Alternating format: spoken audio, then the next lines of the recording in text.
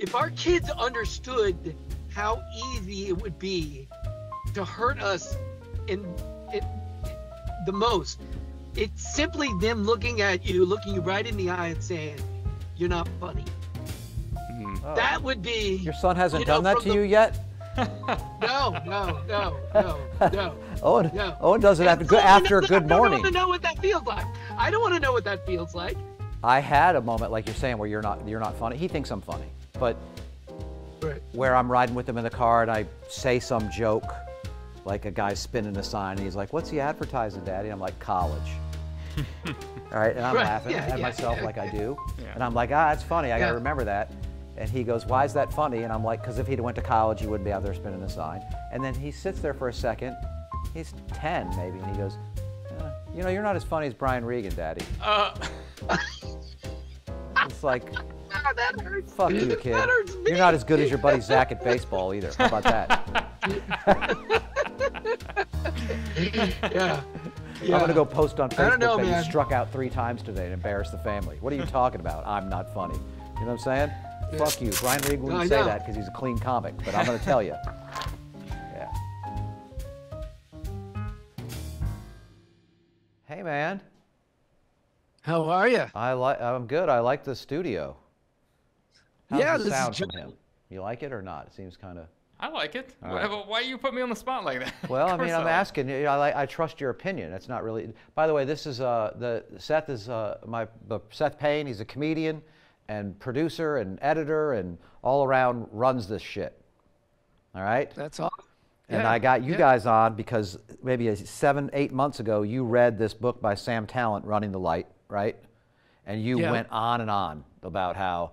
You got to read this, Simmons. I'll buy it and send it to you. I want to get in touch with him and tell him how great it. Like you raved about this book more than you would like a Steinbeck novel. You just loved it, right? And then I was like, yeah, I'll read it, and I didn't, right?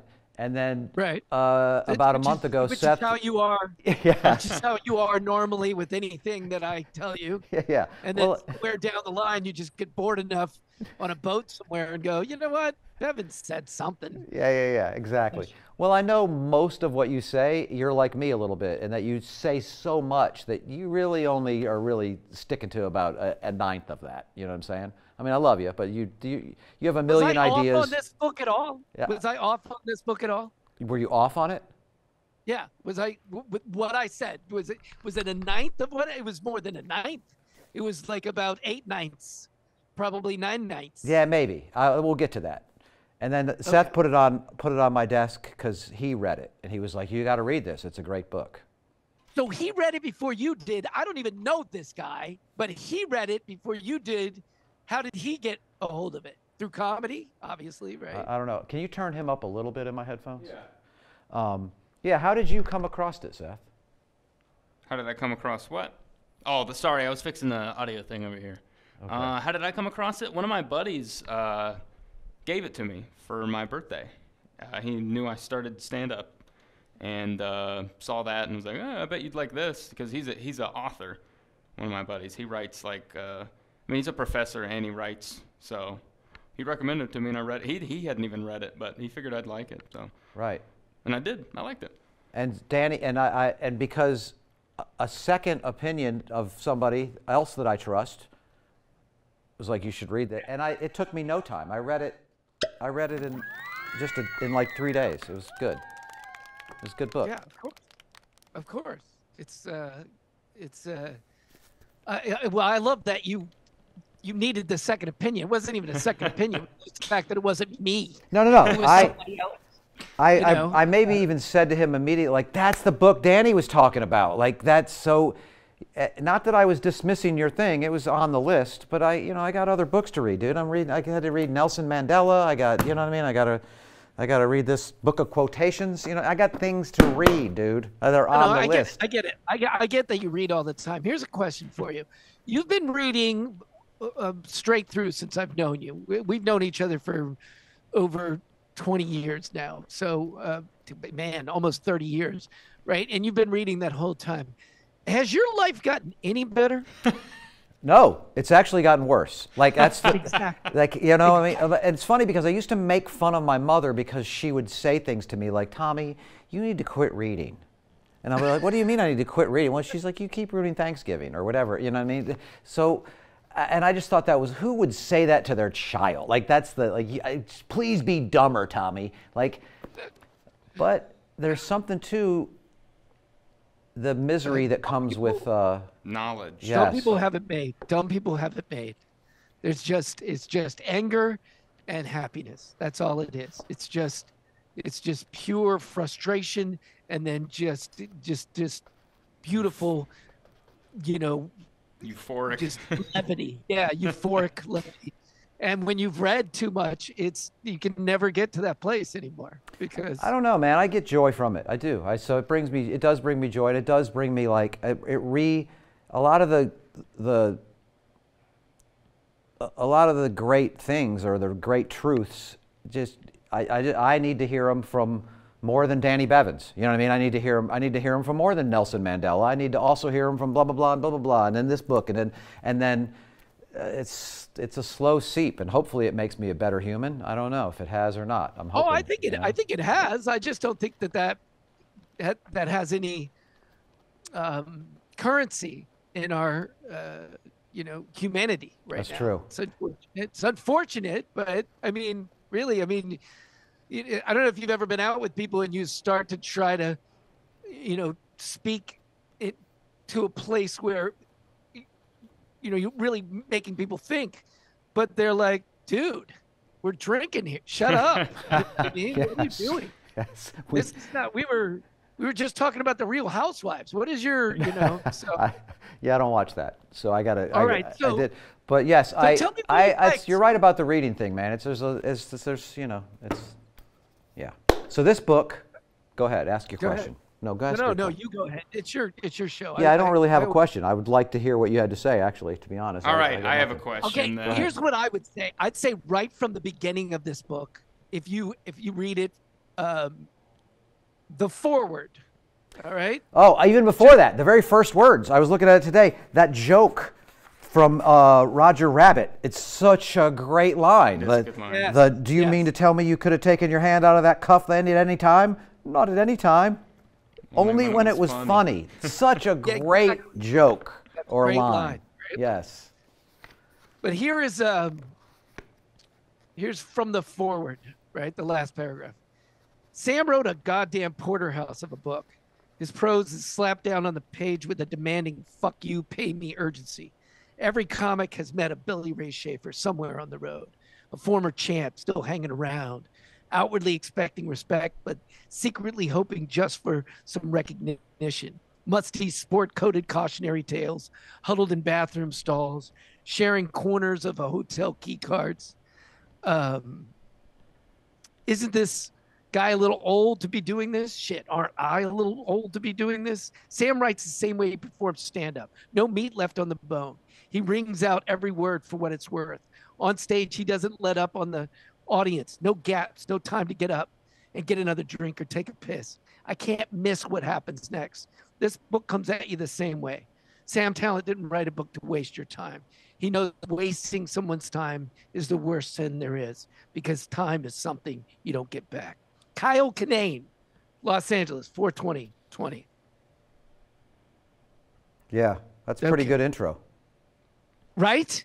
For a book, when the foreword is that good, and then Sam takes off and just goes on this, plows through this prose that is just amazing.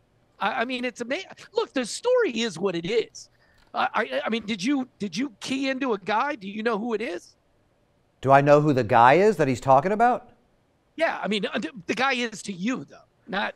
Do you know who it is? I don't know. Who To did you me, think of there's a part. Yeah, there's a part of that introduction that I was like, halfway through what you were reading that paragraph, I was like, he's just describing me, right? But then then he gets to the Coke on the keychain, and I'm like, that's not me. So there's a piece of, I think, every comic in this guy. No, I get it. It's not you, but the moments just like that, the moments that you go, oh, he's talking about me. It's not. It's amazing that because I mean, I felt like I kind of felt narcissistic to a point reading this book because I kept going, fuck, is he talking about me? And then I'd be like, why would he? Of course. He doesn't even know you. He's not watched a video of yours on YouTube. He's not care if you freeze during a Zoom interview. It's, you know what I'm saying? So I know what you mean. There are times where it's like watching. He can't hear me editing this. I'm just filling time till he comes back, right? Yeah. But it's like if you work with Andy Kindler or Patton Oswalt, especially back in the day. They're also making fun of stand-up and the way everybody does stand-up within their own stand-up, and you get that sort of feeling of like, is he mocking us? Is he mocking me too? You know? Yeah. Even though you're mocking that, you know what I mean? It's an interesting dynamic that happens. Now, you didn't blend with this character at all, right? No. Right. So what was it more it of like? a cautionary tale for me. Okay. So there's not a comic in here where you're like, that's me right there. Maybe whenever he's in Denver and he's like with those two young guys that are like still excited about it.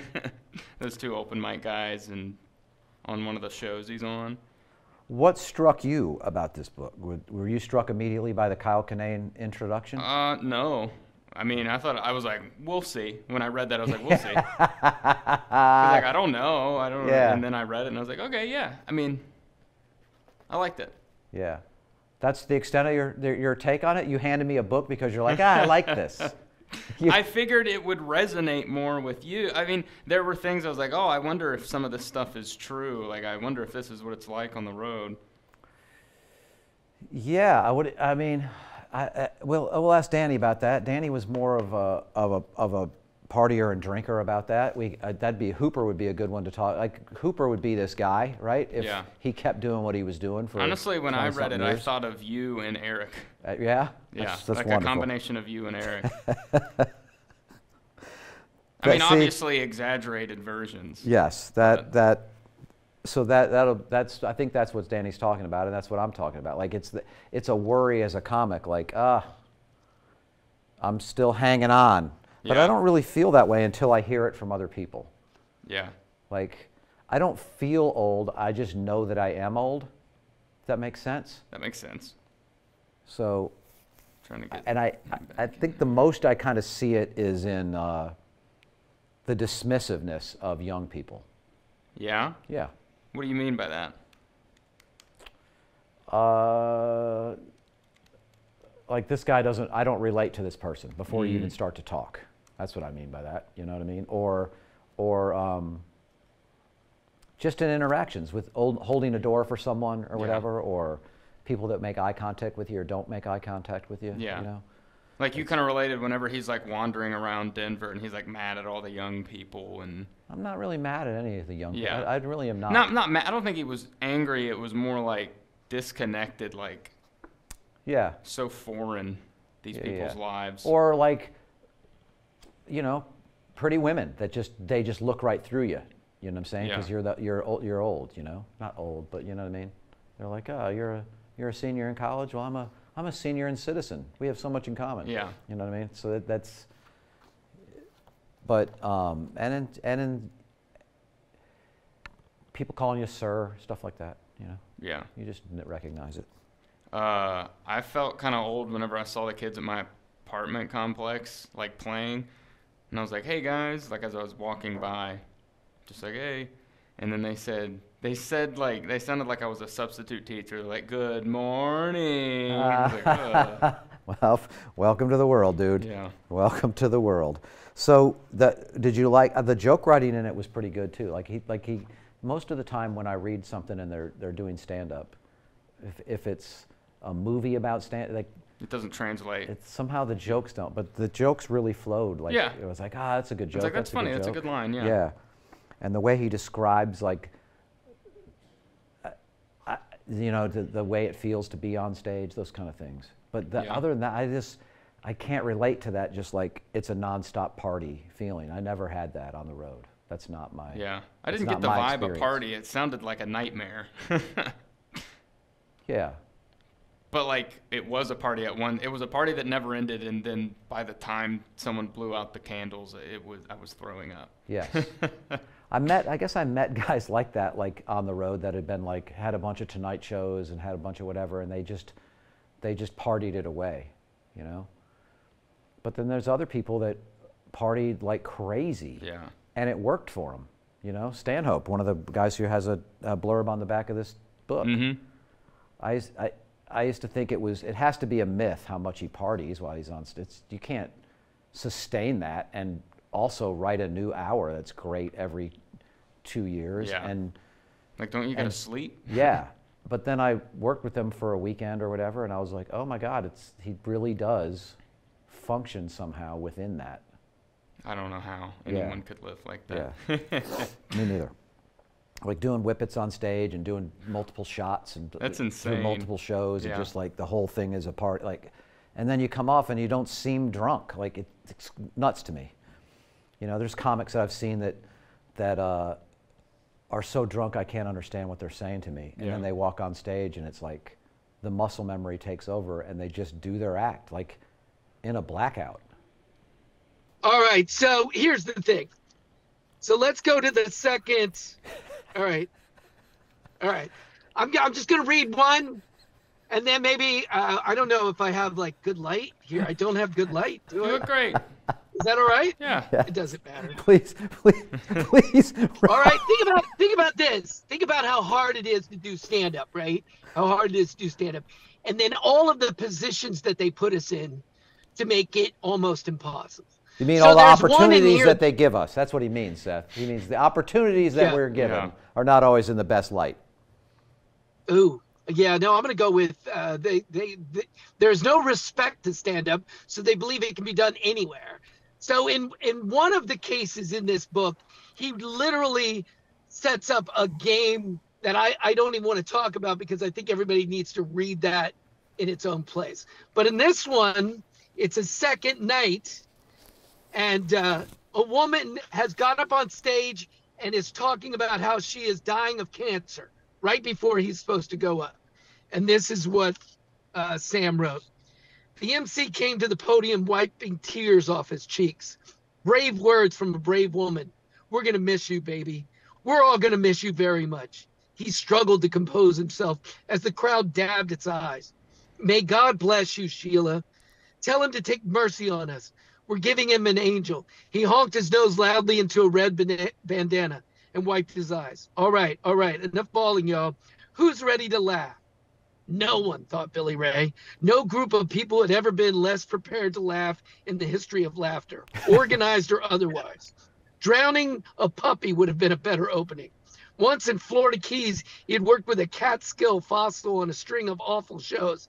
Whenever one of his jokes didn't hit, the fossil would say, "Oy vey, the food lines at Dachau were warmer than this."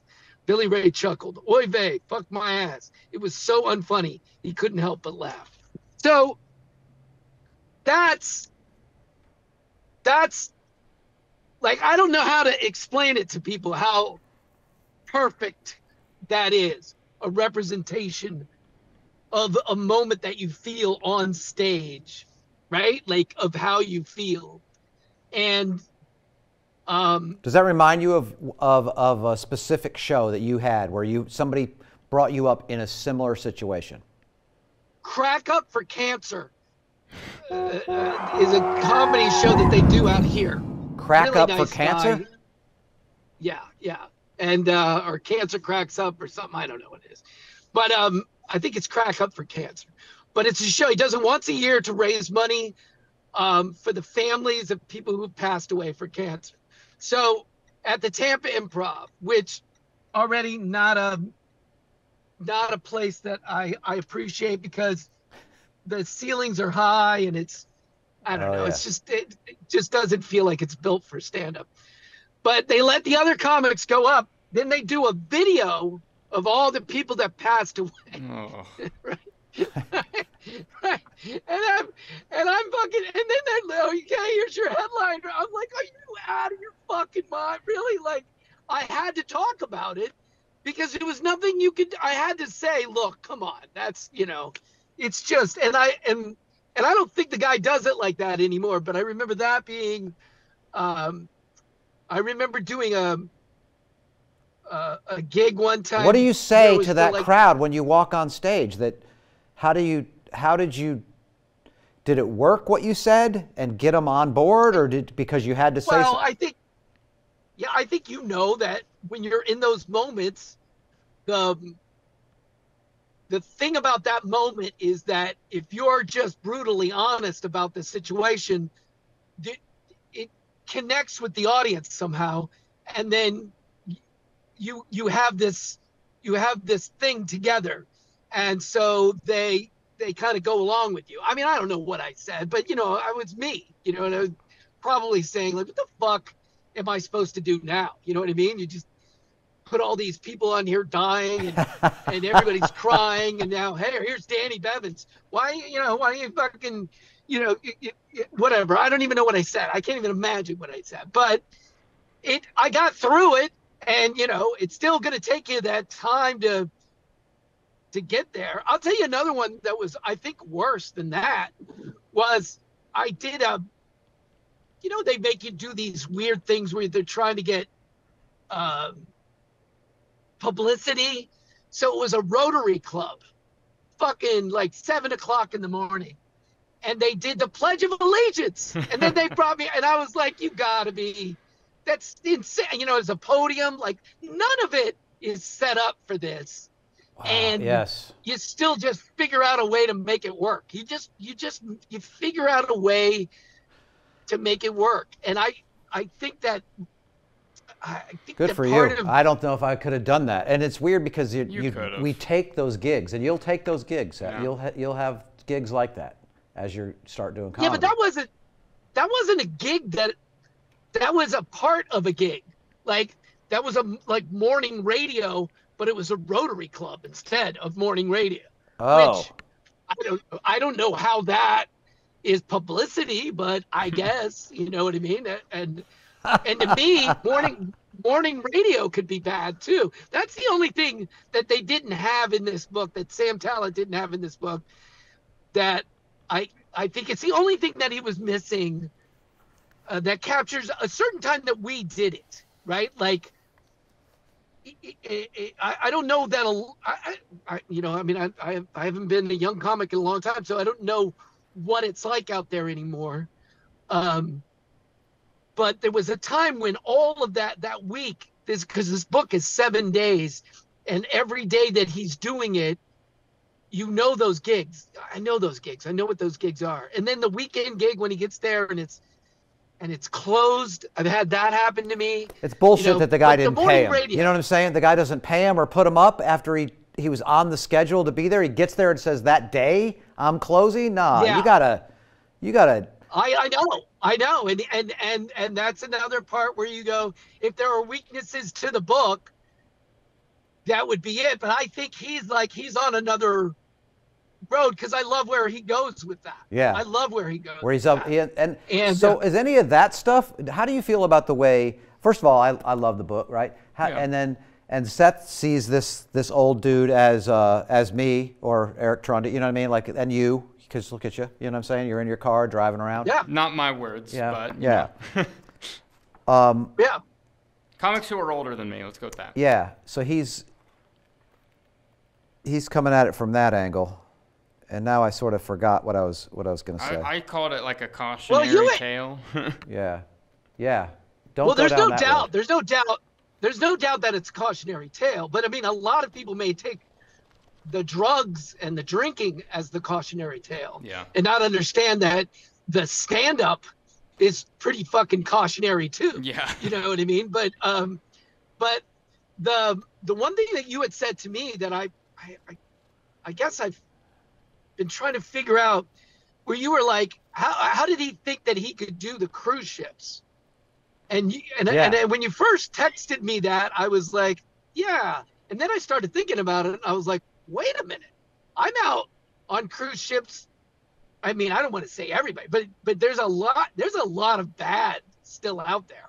I don't think he was bad. I think he was just a crazy.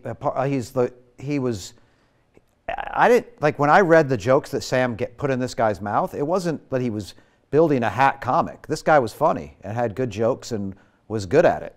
What he was destructive at was all the other stuff. That's my other question was, that's my other question. See, you felt that way. He kept referring to other people as hacks, and that's a big word. I don't know if that's a big word in Seth's generation, but that's a big word to us that still means something. Like when I call somebody a hack, I mean that I don't mean that in a positive way. That's a negative thing. But he's also refers to himself as a hack.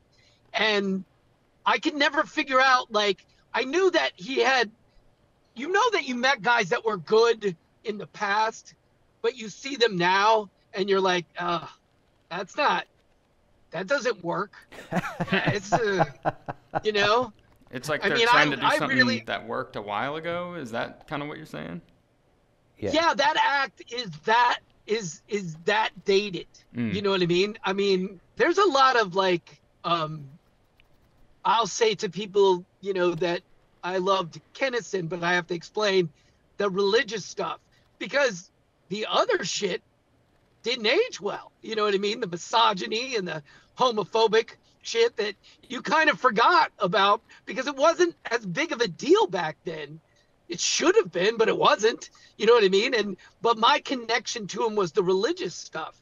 Okay, well, if he was trying to do that act now, I don't know that it lives now. You know, there's a lot of those old things. It doesn't I don't know live that now. Yeah, I don't think it does. I don't think, but they're out there doing it. Dude, you know the guys that I've worked with. I'm not saying anybody's name, but you know we've talked about it where I've been on the ship with the dude. I see the thing. I watch the act, and I'm like, fuck, really? Still? But how's that different than how you felt sitting in a club in 2003? It's not. It's the same way you felt then. Yeah, but they were using an act from the 80s because those guys in 2003 were still, I think, relevant. You know, it was 20 years ago. They still kind of worked. Not to well, I don't know. All right. I'm sorry. I forgot I was talking to fucking. That to you, they weren't either. So shut up. You were just as much the comedy police. Did you hear what he called you, Tom? No. What did he call me? I'm sorry. I didn't know I was talking to Lenny Bruce. You're not. You're no, not. but you know, I know. I used to be the police, but you age out of that. Yes. And I don't care anymore. The only thing I care about is I don't want to be connected to it. That's the only thing I don't want is I don't want to have somehow be in a way where I'm legitimizing it. Is that a way of saying it? I guess, you know what I mean?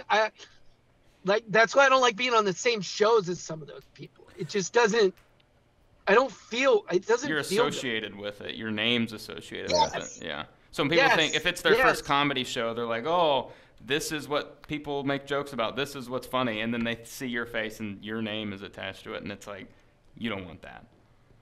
No. And you know, but you know, you live in the career that you have. Yeah. And that's what you have. That's the other cautionary tale about, you know, Billy Ray. I mean, I didn't think of him as he couldn't make it because of his act. I thought he would drink himself off the ship after day one. Like, you have to know. Granted, I think he would have made it for a little while. No way. But I have now heard enough about these. My favorite ones are the guys that got kicked off. And I'm only saying guys because I haven't heard of a woman that got kicked off for getting drunk and sleeping with a passenger. Right? That's a no-no. I didn't know that you had to be told that. I would have thought. It's just assumed. Like, you know what I mean?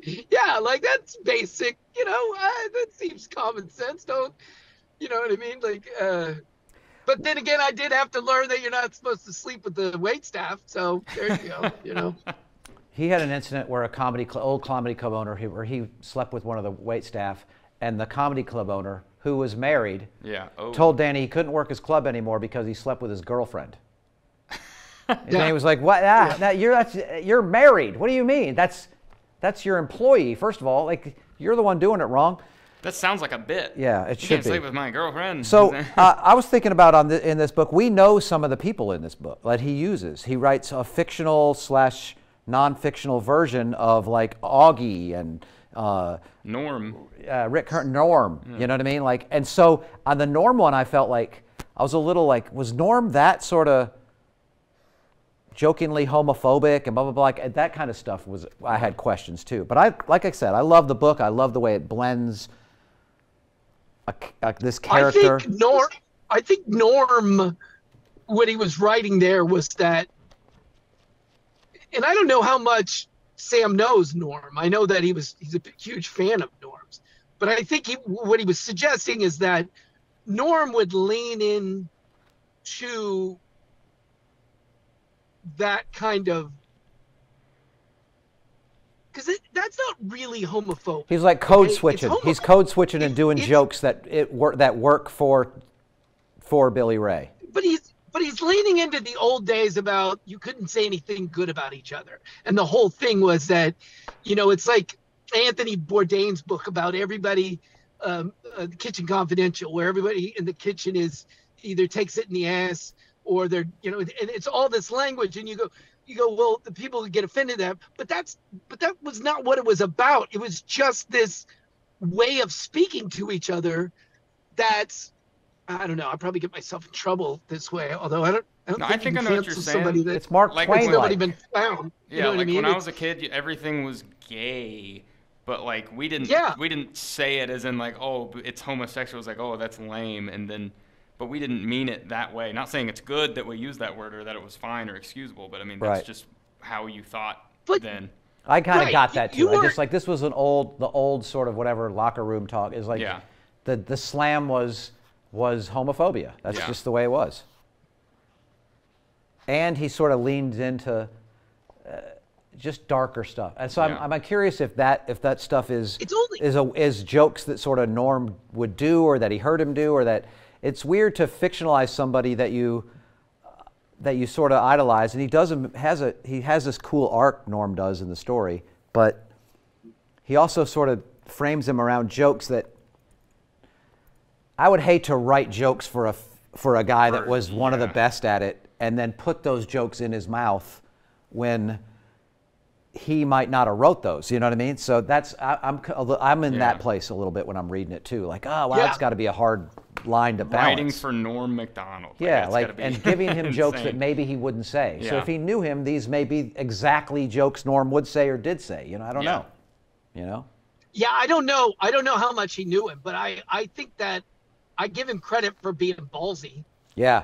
Because that, it takes a pair to do that, because it is, look, there's some things in here where, there was a good chance it didn't work, but he did it anyway. I love that he brings real people into it, because it brings a realness to the place. And now, again, not everybody's going to know that, Phil Palisol and Nora Lynch are comedians, like some of the names he uses. Some of the other names, obviously. Did they write for Roseanne?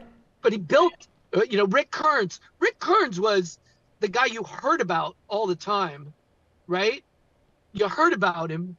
You didn't, maybe you worked with him. I didn't work with him. And what I knew of Rick Kearns, I learned from Andy Kindler on HBO, because Andy Kindler did an impression of Rick Kearns on his HBO Young Comedian special, right? So, so I don't know. Do people know that guy? I'm glad that he got that name out there, because it's nice, because I do think Phil Palisol and Nora Lynch and people should know who they are, and I love that he adds that kind of flavor. I do but too. You're right; it's taking a chance. Like, are those things? Again, I go back to, are those things Phil said, or are they a character, Phil Palisol, and he just sort of fictionalizes a little and paraphrases a couple things Phil said into a thing? Like, I would be curious to talk to Phil and be like, are these things you said, and did they write for Roseanne? I don't even know. Well, they wrote for another comic. I don't know that they wrote for Roseanne. They wrote on a couple of television shows. I remember that. So, right. But I don't know that they wrote for Roseanne. But, I mean, do you know about the audiobook? I don't. So, okay, so every chapter of the book is read by a different comedian. Oh, that's so like cool. Bert Kreischer That's cool. reads a chapter, Mark Maron reads a chapter, Stanhope reads a chapter. So Phil and Nora, when their name is in there, they actually do the dialogue from their, saying it themselves. Roseanne Barr does it. Oh, that's so cool. it really is. It's an interesting listen to it. I'm glad that I read it first, because it is also kind of, it has moments where you're like, okay, that's a new voice reading this stuff to me. You know what I mean? And I do a lot of audiobooks, so I have a kind of way that I do it. But it was, just blew me away how cool that was. But go back to I really liked who it, man. you thought it was, because to me. Oh, who I thought it was? Yeah, I have no clue. Who's the comic you think of when you you said you earlier, but Yes. No, I see Who's pieces. the comic? yeah. I was talking to him a little Stanhope-y, but Stanhope's the opposite of this in many ways. I think of what's his face, the guy who used to open with the guy with the why we don't use the mayonnaise in condos. I can't remember his name either. Oh yeah. Yeah, well, that wasn't John Fox. Yes, was it? John Fox. Like I think of names like Okay. that, but I don't. Yeah. Frankie Bastille. Yeah, I don't want to use names of people that are still alive because I think that's kind of harsh. But yeah. Did you know how it was going to end? At what point? Oh, I did you knew know? it was. Yeah, spoilers. I knew he was gonna die. I figured. It was called Running the Light, and I was like, okay, he's past his expiration date. That's the kind of I went into it. He's past his expiration date. Like he should have probably been dead a while ago. And then whenever he was on the highway, I was like, it's gonna be headlights, and then the headlights were the light. Oh, At the okay. end of his life, like he's on stage. Yeah, so. yeah, and he does, yeah, and he Like I saw it coming, but it was still like that's good. Yeah. It's foreshadowed in Yes. it too. Yeah. Because he even says that's how he wants to go out. But I thought there was a minute there that he may go back to jail. Because honestly, Sam lets him off. Because death is what Billy wants. Yeah. And jail would have been the worst thing for him. So maybe that's him. That's how much he loves this character, is that he gave him the out that he wanted. Yeah. He doesn't have to live with the consequences of the life he created and the lives he lived with those ruined. consequences every minute, it seemed like. Yeah. Like, how do you, like... So maybe he was in prison already. He kept picking himself up from these terrible, like, you're like, that's got to be the low point for this guy. And then it's not. And you're like, oh, no. But it's like this prison he created himself. Yes.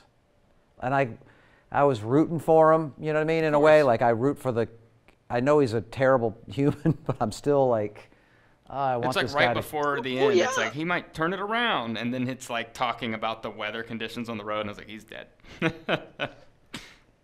Well, yeah, it's with his kid, right? Yeah. I don't know what it's like anymore to not have a child and be a comedian. I don't know what that's like. And having a kid, there's a part of you that, mine's still young enough that it's okay that his daddy is a failure. Isn't it weird how we all feel like failures? That seems to be a recurring theme with the comics I've met. It's crazy. Like you make a living for your family for 30 years telling jokes and you feel like a failure. You've been on television shows, you can work every week that you want, you can, and you're doing Zoom podcasts from your cars to millions of viewers. Why do you think you feel that way? Yeah. Because he wanted to be Bill but Hicks. what I'm saying is the one thing that I realized from this book that I got because I read it, when it came out, and then I've just reread it again, and it reminds me is that, if our kids understood how easy it would be to hurt us the most, it's simply them looking you right in the eye and saying, "You're not funny." Mm-hmm. Oh. That would be. Your son hasn't done that to you yet? No. Owen, No. Owen does it after a good morning. I don't want to know what that feels like. I don't want to know what that feels like. That's going to be awful to me. You know what I mean? But the parts of him with his kid in this book are the parts that are the hardest for me. The other parts, you know, it's bad, but it's not as like soul crushing as the way he feels. Who's your son's favorite comic? Oh, I don't know about that, but his favorite actor is Ryan Reynolds. Okay. And you know, I have a moment from my life because Owen was a big Brian Regan fan. I turned him on to Brian Regan early on. He saw him 3 times live before he was 9, you know? And wow. I had a moment like you're saying where you're not funny. He thinks I'm funny. But where I'm riding with him in the car and I say some joke, like a guy spinning a sign and he's like, "What's he advertising, Daddy?" And I'm like, "College." All right, and I'm laughing at myself like I do. Yeah. And I'm like, that's funny. I got to remember that. And he goes, "Why is that funny?" And I'm like, "Because if he'd went to college, he wouldn't be out there spinning a sign." And then he sits there for a second. He's 10 maybe, and he goes, "You know, you're not as funny as Brian Regan, Daddy." It's like, that hurts. Fuck you, kid. That hurts me. You're not as good as your buddy Zach at baseball either. How about that? Yeah. I'm going to go post on Facebook that you struck out 3 times today and embarrass the family. What are you talking about? I'm not funny. You know what I'm saying? Yeah. Fuck you. Brian Regan wouldn't say that because he's a clean comic, but I'm going to tell you. Yeah. So like the parts with the kids, did that resonate with you any, Tom? Like being on the road or I mean, they were with you, your kid and wife. A lot of the time you're on the road. I overestimate how good a father I've been. You know what I'm saying? Yeah. I feel like I've done it well. Yeah? Yeah. What makes you think you've overestimated? Is what parts make you go like, oh, maybe I messed up? Because I know I've been gone a lot. Yeah. And so there's a lot of time away, and I've always felt like, I make up for that when I'm home. Yeah.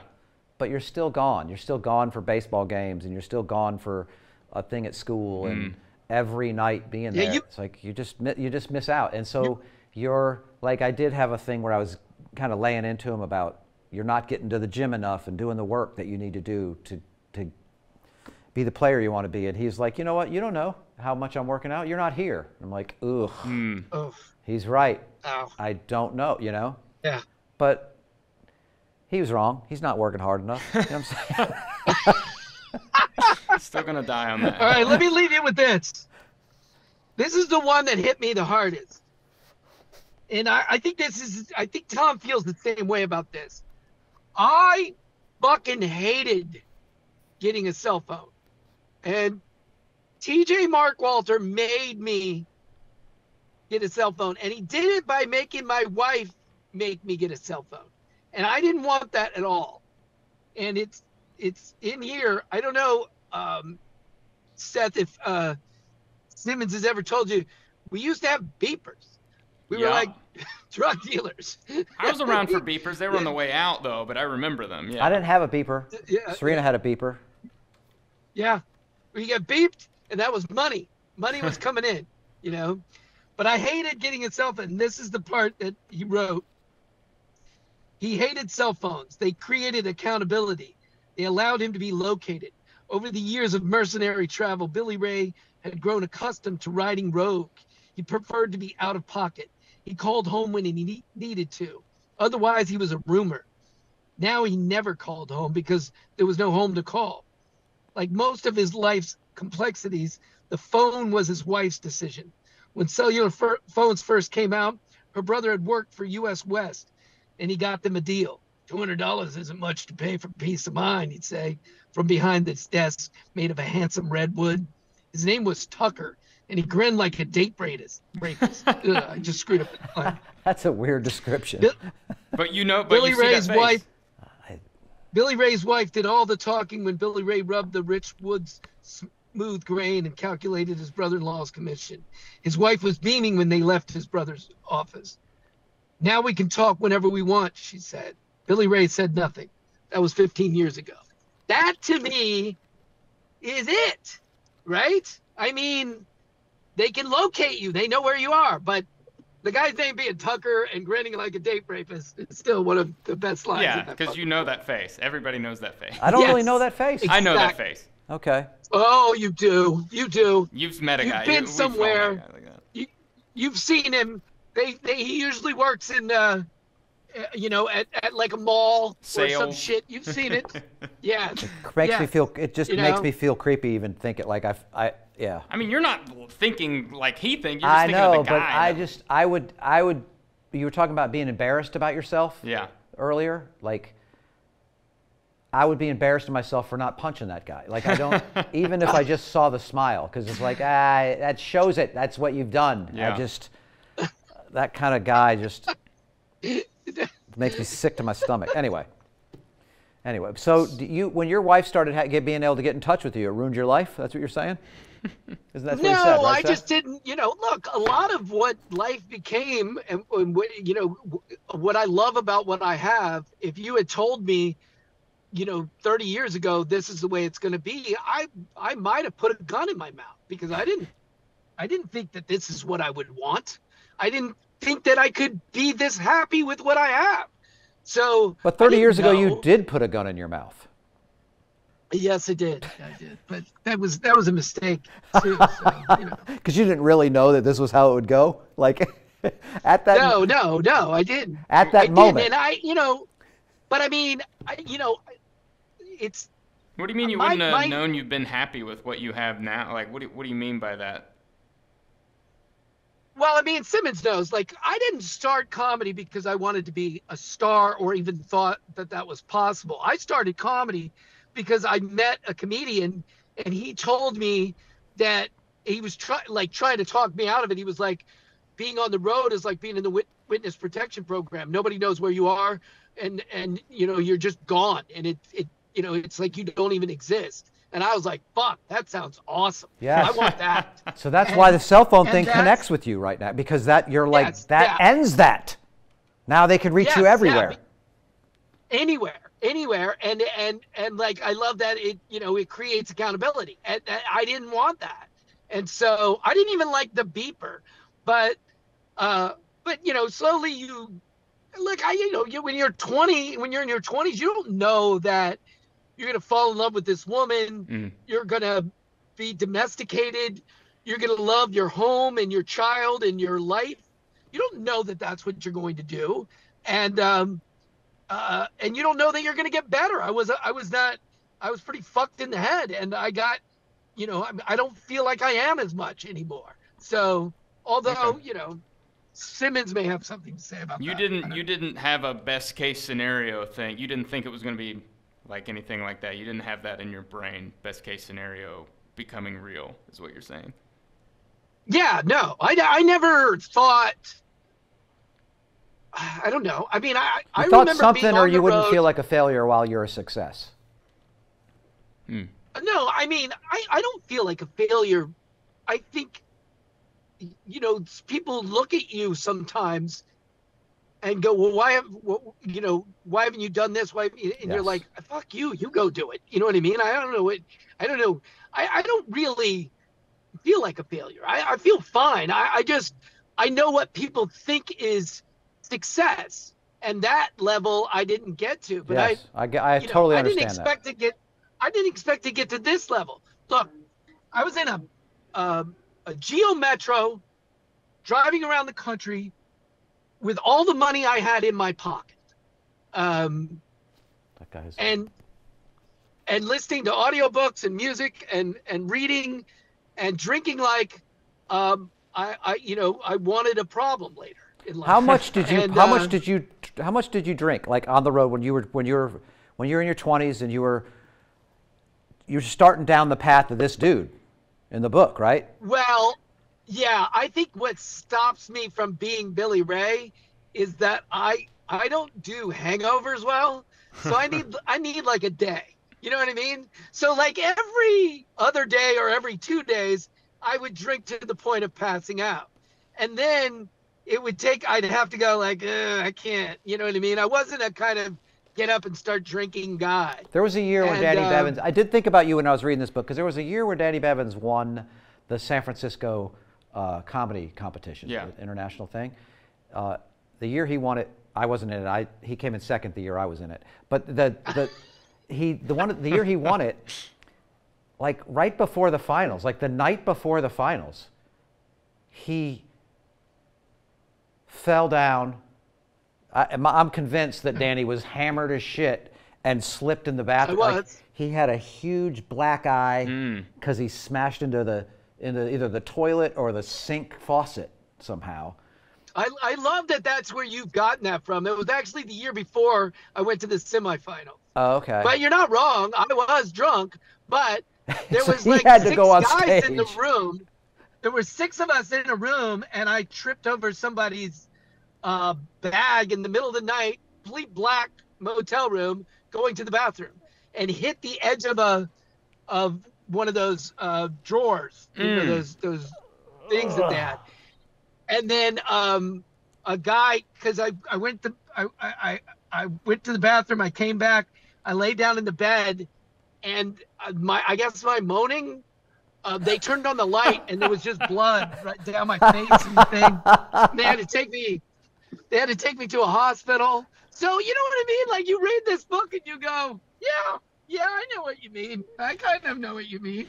But that was a long time ago. I think it was hilarious. And then he just went on stage and just kept doing comedy. Yeah, so you can imagine doing the Billy Ray Do you remember? stuff. Do you remember the joke? Do you remember the joke? I put on sunglasses and went on stage, and in the middle of my act, I took the sunglasses off, and the line was, I guess no means no, right? Like, and it was in San Francisco, and I got fucking booed. I got booed for that line. You almost got booed right then. Like, me and Seth both just looked at each other and were like, "What?" You're giving Sam Kinison shit about how his acting. Something, and I didn't know. You know, I mean, I do remember. Listen, that line was bad. The reason why I did it was bad. All of that was bad. But, you know, I learned. That was your Billy Ray. I literally thought of that while I was reading this book somehow, and I don't even, like you said, I assumed that was the story you told to cover up your drunken story, but that's really what happened. So it's very interesting to finally get to the bottom of that. You know? But the next year I won. Yeah. So that's all that matters, right? Yeah. So what questions do you? We'll wrap this up. But I want to, Seth put this on my desk also, and he isn't reading me. He's not so moved by it that he's reading me paragraphs. So, what about your it? Copy, Danny, looks like a Bible, an old beaten Bible. Yeah. Well, I mean, you know, there's not many things about stand-up that I feel capture like it. At least capture the sort of experience that I've had in comedy. And I don't mean, you know, the drugs and stuff. That's not really my part, but sort of the feeling of this stage and the sense of it and everything, and the way he captures that, the being off stage afterwards, the feeling and everything, and then sort of the loneliness of it. I don't think anything's captured that.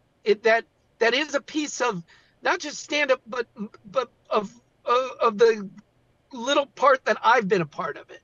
And so I think it's brilliant. And I believe that comics or people who want to be comedians or whatever, this is a necessary book to read, because there's things in there that, you know, it's a cautionary tale. It's also there's some good rules that you learn in there, and there's some, you know, there's some fun stuff about it too. You know what I mean? There's a beauty to Billy Ray, as much as there is an awfulness to him, like all people. So I want to champion this book, and I don't know Sam Tallent personally. but I'm a big fan because of this book. I think it's I think it's a piece of comedy history that people who love comedy should have. You know, they should have that in their. Plus, he has that sort of comic hero thing and this desperate sort of struggling, failing artist thing. You know what I mean? It's like this. It's was an he kind of admirable to you guys? Billy Ray? Yeah. Did you see? Was he like kind of admirable a little bit? His pursuit for Well, yeah, it. And obsession? Look, I mean, you can't help not. I mean, at least I can't. I can't help not wish that he, you know, root for him and wish that it was better and see the parts in him that I do, you know. He has just enough redeemable qualities where it's like, I can root for this. It's not like you're betting on a losing horse. There's a little bit in the beginning. It's like, I could see him turning around. Yeah, and his jokes are, and Sam writes this guy with legitimately good jokes. So I'm not rooting against him by watching when I watch his If he wasn't funny, if like hack like you guys were talking about, it would be like, screw this guy. But he's actually funny and talented. But and then I like the way at the end, like Norm sort of is like, when he really is at his lowest, like, I just failed up there. I revealed who I was, and they hated it. Yeah. And Norm was like, that shit you were doing last night was terrible. This was real and good. And he didn't feel that at all. Yeah. You know?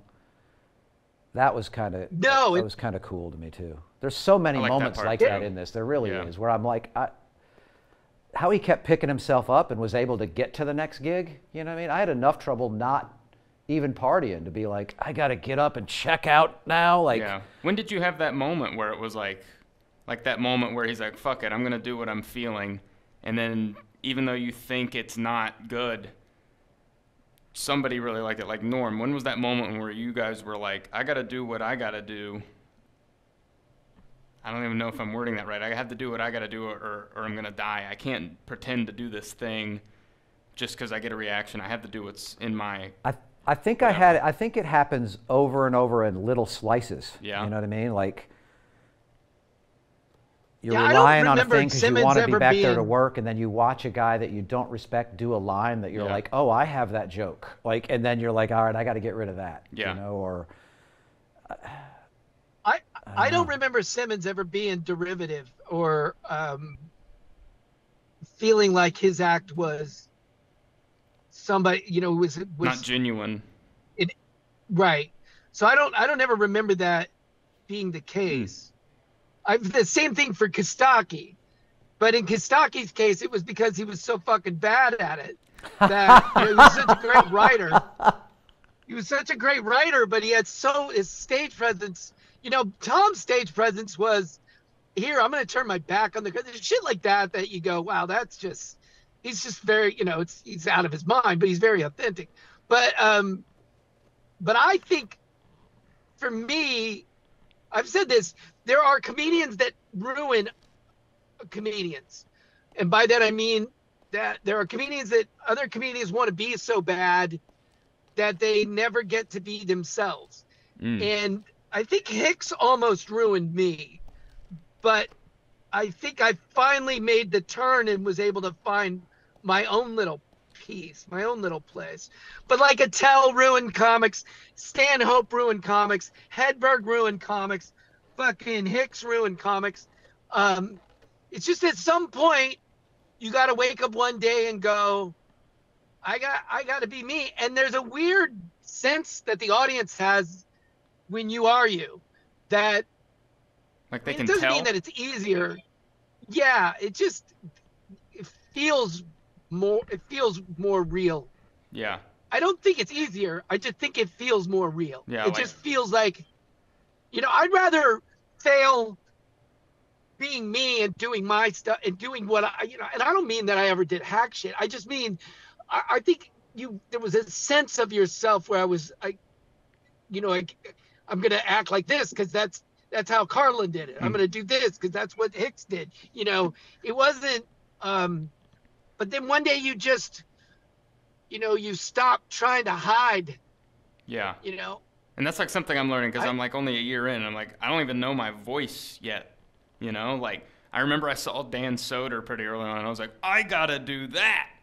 That's what I want to do. Yeah, That's yeah. what I want to be like. And then it was like, oh wait, I'm not Dan Soder. Like I didn't have the same experiences. I don't have, and then it's like I'm kind of figuring out how to tell jokes and all this stuff through my voice. I mean, not to sound corny, but like the way I would tell them. So Right. it's interesting. I think you end up blending a lot of different, like you're not trying to be somebody, you recognize a piece of how somebody does something, and you're like, I want to be impactful like that. Or, oh man, that's so witty and smart ass. And it brings out those pieces in you, and then it takes a while to sort of construct, and then you'll be doing comedy for 6-7 years, and people will be like, you got to find your voice. And you're like, what the fuck are you talking about? All these jokes come from me. And it's one of the most frustrating phases, or it was for me anyway, as a comic, of like people telling me, management and industry or whatever, like, you got to find your voice. Like, and I just was like, what do you mean? This is my voice. I kept thinking that, and then I still don't know that I have. I still I get excited by different parts of comedy, or I want to have a bunch of just jokes. Wasn't part of it that your voice changes as you have more experiences? I mean, maybe that's you. Yes. So that's. I agree. I agree. Danny, I used to always watch and be like, man, if I had that with my jokes, if I had that, and I sort of put you in a performance space, and but now I listen and I'm like, no, you do it, you have jokes all the way through. But I used to be like, Danny, the way Danny can go on stage and have a belief in the most unfunny idea, right? But he knows he's gonna get to the joke. Yeah, he knows what's funny about it. And he would get to it always, even if it's like with an energy and a bop bop bah, like, whereas I would have a great joke and then sort of just the air comes out at the end, and I didn't have that like bam bam, that commitment to I'm gonna find the funny. I needed to know the funny before I got to it, Well, you could, speak into the microphone and look at them. Yeah. That part. Yeah.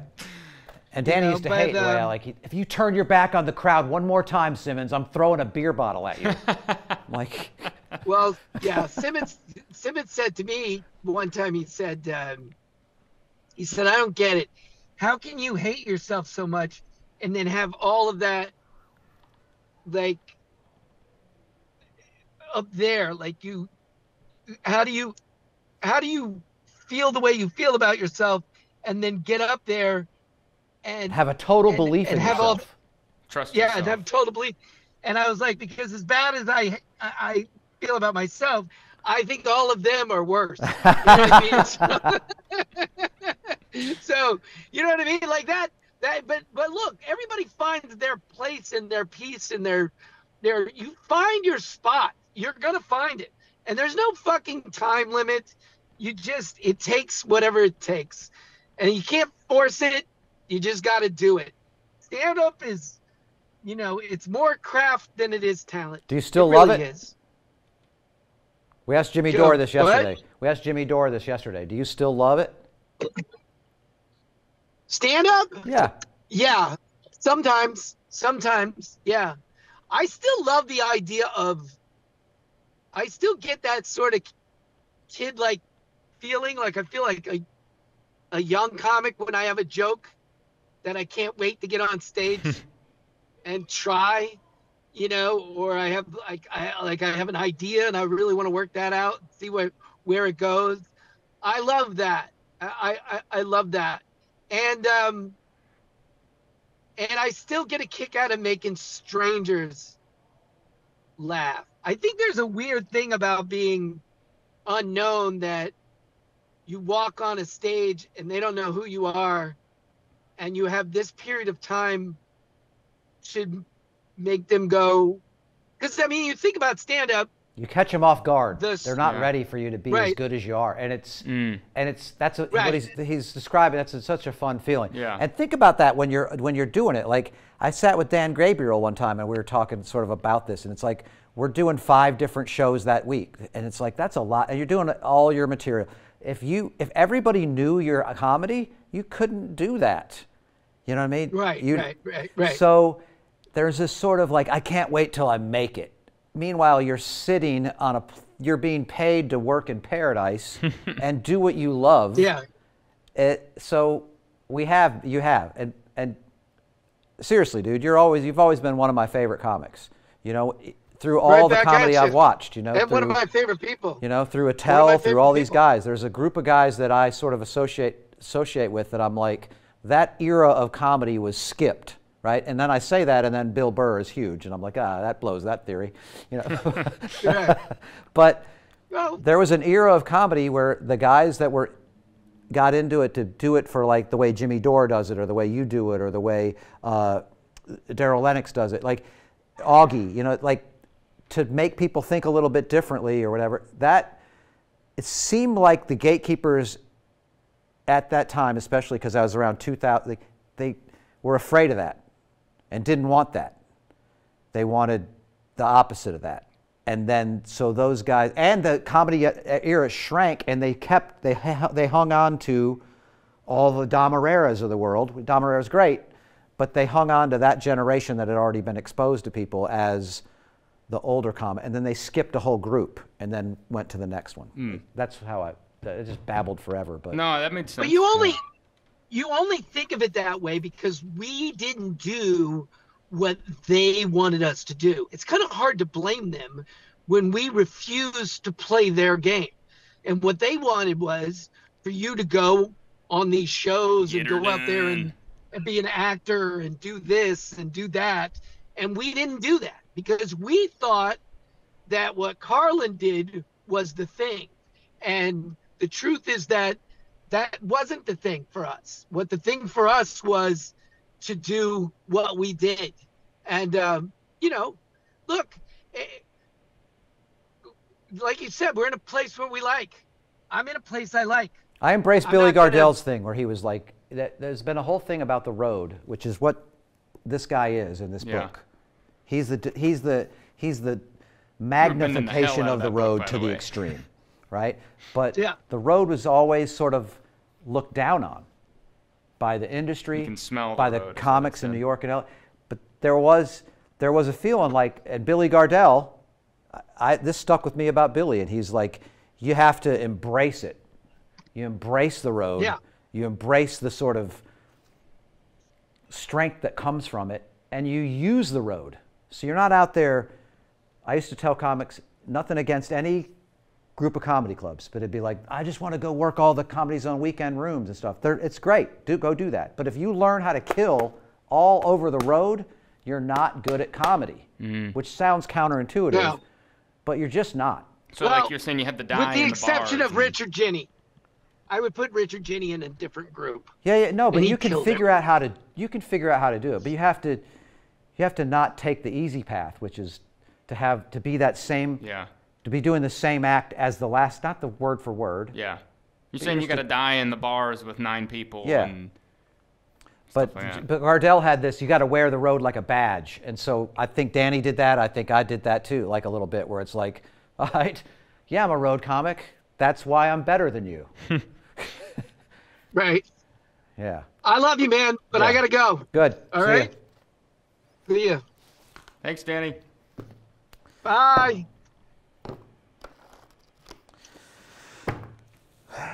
I like how you say goodbye. So you're like talking about how you care so much about someone and you like respect them, and then they're like, all right, I gotta go, and you're all right, see ya. Well, what I'm doing is I'm respecting their time.